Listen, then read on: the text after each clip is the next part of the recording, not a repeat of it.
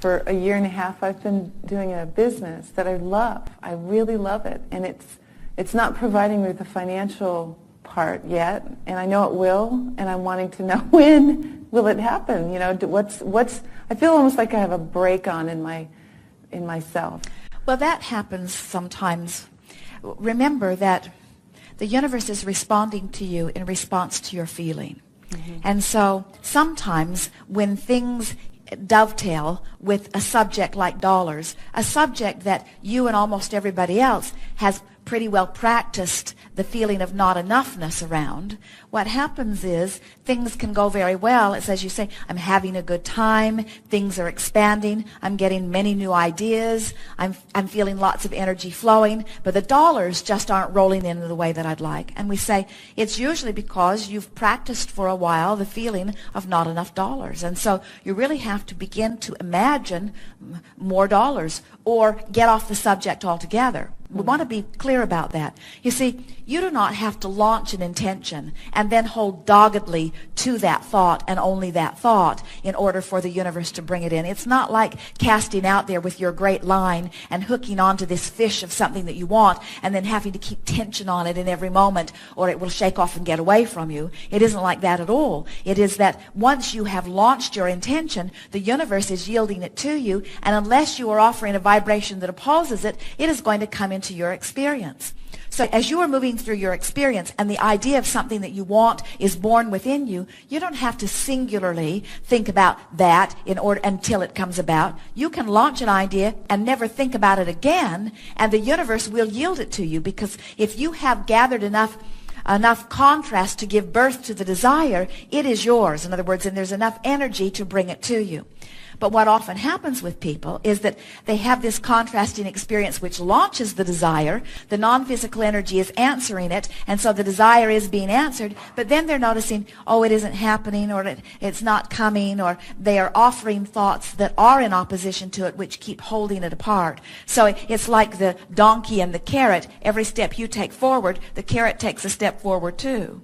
And so the way you close the gap between the two is by releasing any thought that contradicts it. Mm-hmm. Well, if it is a subject that you don't think about much, then it is conceivable that you could launch it and just leave the idea alone, and it would show up in your experience, and you would say, oh, I have this vague recollection of saying I wanted that, and look, here it is. Mm-hmm. But when it is a subject like dollars that play into your experience on so many levels, so many times in a day, it is not likely that you're not going to have thoughts around that subject. In other words, what we're saying is not likely that you're going to leave that subject alone.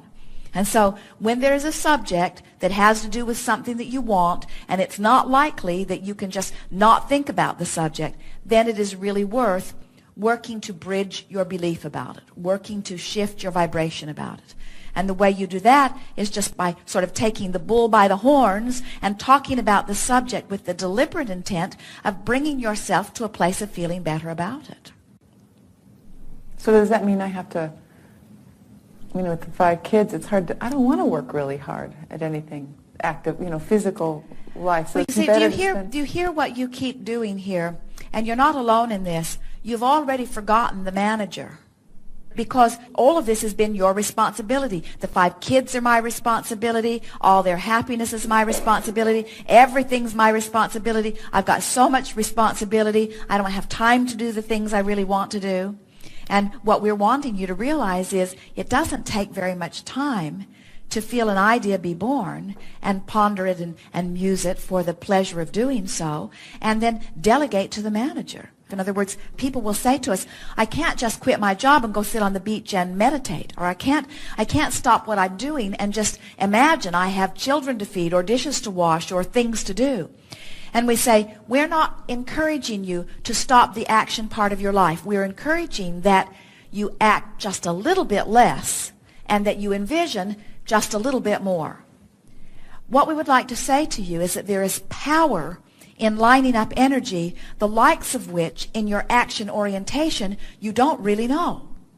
When you find a thought and you hold that thought purely for as little as 17 seconds, now there's a lot of power in the word pure, because pure means a not contradicted thought.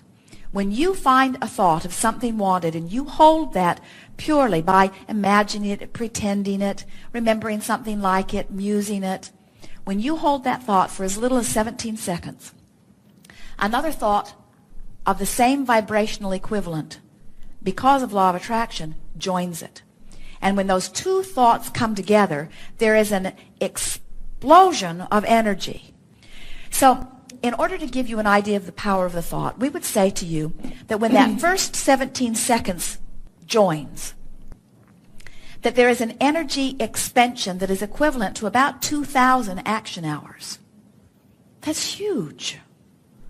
When you cross the next 17-second mark, the expression of energy is 10 times the first. 20,000 action hours just by walking across that next mark. When you hold it for the third sequence of 17 seconds, another 10 times. Each time there is another 17 seconds of non-contradiction. The thought catapults into a whole new level, so that 68 seconds of pure thought has huge action consequences. You see, that's why we say one who's connected to Source is many, many, many times more powerful than one who is not, because there is no self-defeating that is going on, you see. Did we get to the heart of it? I think that's good. Thank you. Be playful about it all. I want to give you one more thing here. Sometimes our friends will come to a gathering like this and they will say, well, here I stand, while this is where I would rather stand. And then they say, oh, and Abraham has given us a process so that we can get from here to over here. I'm going to offer this visualization to get from here to over here. And what happens is, as you are offering any process to get from here to here, what happens is you're vibrating in both places. So you can't move from where you are. Nothing changes for you. So you can make much faster progress if you say, I'm offering this visualization not to get from here to over here, but I'm offering this visualization for the pleasure of the visualization. When you go to a movie, you don't say to your friends, I'm going to this movie because it's about things I want to live, and I think if I go watch the movie, I'll vibrate like the movie is vibrating, and then the universe will yield to me. Although that's not a bad way of approaching a movie. But you don't go to the movie with that intention. You go to the movie for the entertainment. You go to the movie for the distraction. And that's the way we want you to begin going to the visualization. Don't visualize to make something happen. Visualize for the pleasure of visualizing. So I just have to have a good time. You're just wanting to use any excuse in the world to let it in, to let it in, to let it in. The universe knows what you want. You just got to let it in. Thank you. Indeed.